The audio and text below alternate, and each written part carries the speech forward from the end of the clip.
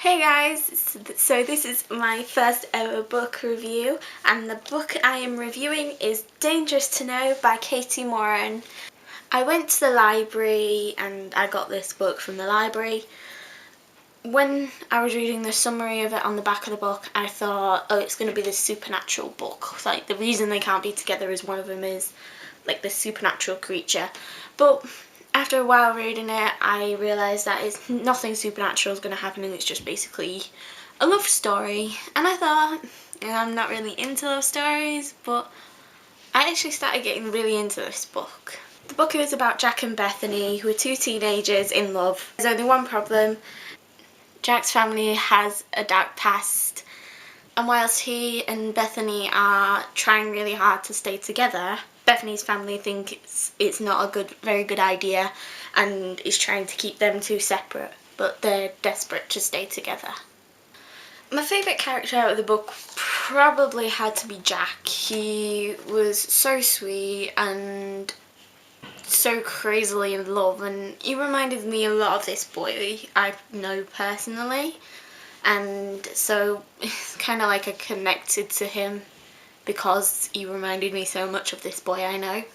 Whilst reading the book, I was finding it really difficult to find the characters coming to life due to the fact that there'd be a lot going on at one point, and it was just confusing.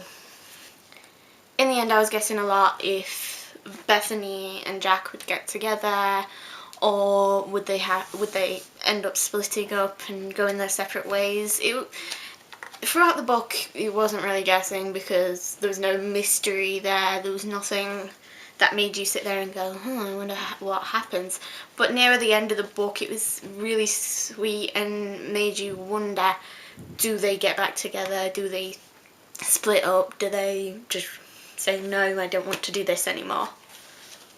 At some points of the book, there was so much going on, and at points I was getting really overwhelmed, and it was really difficult to focus just on the writing.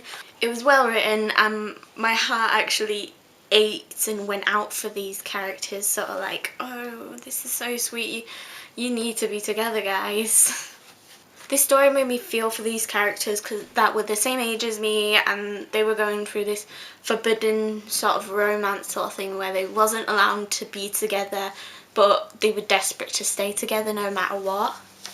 I really liked the ending of this book. It was so sweet. I mean, it was like after all that time they still had these such strong feelings for each other, even though they each went their separate ways, and they came back together where they first sort of had their first date, which was at a music festival, and it was really nice and sweet.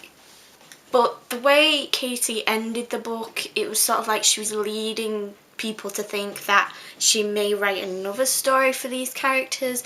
I'm not sure if she will, but the way she wrote it was like she was leading on to a second story, and it kind of made me sit there and go, Mom, what's going to happen?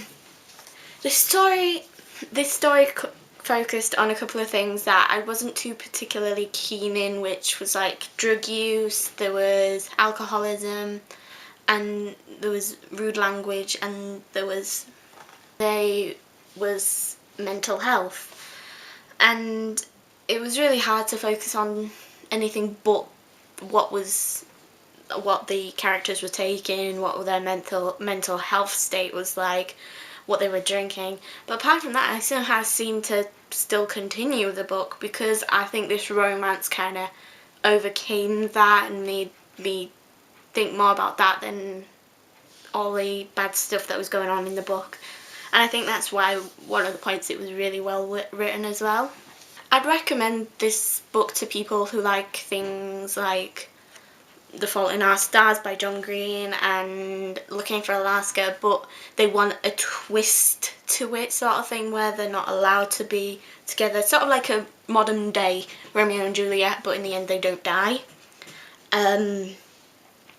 If you like romance stories, but they have twists to it, it's not all soppy, they don't immediately get together or things like that. If you just like romance, you should try this book, and it was a really good book and I enjoyed it.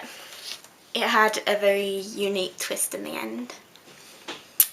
So I would give this book out of 10 probably a 5 or a 6, because though it focused on some things that were particularly not grabbing my interests, it had a really sweet love story, and I think that's what kept me reading throughout the book. So as I said in my previous video, I would be picking out of a box names of books that's on my shelf, but I've still got a few books that I have to read before I have to take them back to the library. So my next review will be on The Hunting Ground by Cliff McNish, and if you go in the description bar, when I post it, there'll be a link there. So thank you for watching my first book review, and I hope you liked it, and I will see you next time. Bye!